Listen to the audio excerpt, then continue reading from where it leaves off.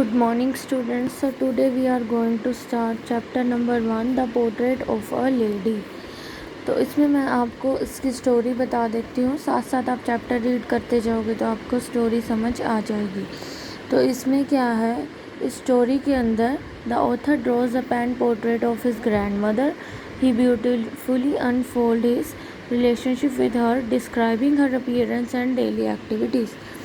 इस स्टोरी के अंदर जो ऑथर है, मतलब जो राइटर है जिसने स्टोरी लिखी है, वो अपनी ग्रैंड मदर, अपनी दादी माँ की पोर्ट्रेट इस स्टोरी में बयां करता है और बताता है उसकी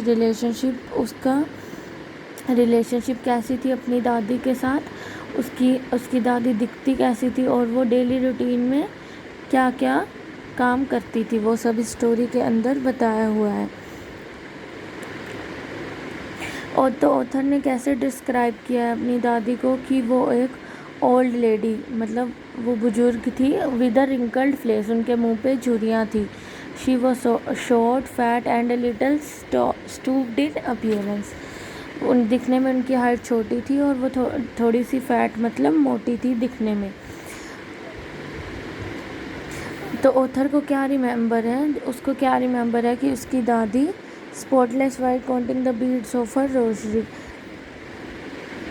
तो वो क्या करती थी, पूरा दिन घर के अंदर घूमती रहती थी और अपने बीड्स, वो कुछ सिलाई वगैरह करती थी तो उसके बीड्स को ढूंढती रहती थी. ऑथर अपनी दादी के साथ विलेज के अंदर रहता था, शेयरिंग ए गुड फ्रेंडशिप. उसकी दादी उसे रोज़ सुबह जल्दी उठाती थी और उसे स्कूल के लिए तैयार करती थी और उसे वो सारी चीज़ें हैंड ओवर करती थी जो उसे स्कूल में चाहिए होती थी, जैसे वाटर बॉटल, टिफ़न.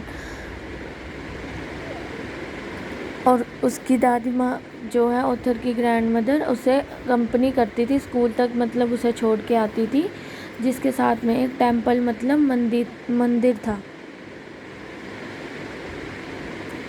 और वो जब भी उसे स्कूल के लिए छोड़ने जाती थी तो कुछ रोटियां गली में जो विलेज डॉग्स होते थे उनके लिए ले जाती थी.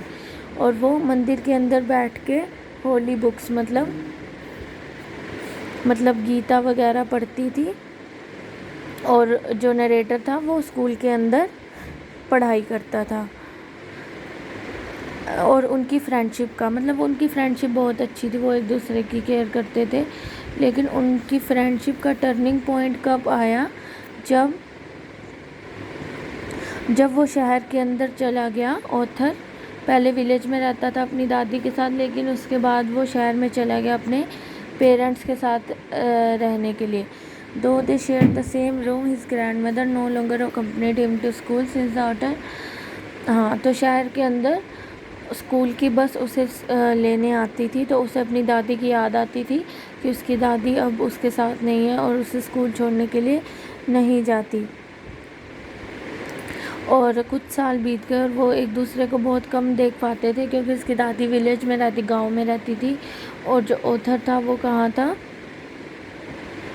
ऑथर सिटी में, शहर में रहने लग गया था. तो ग्रैंड मदर अकेली रहती थी तो वो अपना अकेलापन कैसे दूर करती थी, कुछ स्पैरोज़ को फीड करके, मतलब स्पैरोज़, चिड़िया को दाना डाल के वो अपना टाइम पास करती, अपना अकेलापन दूर करती थी.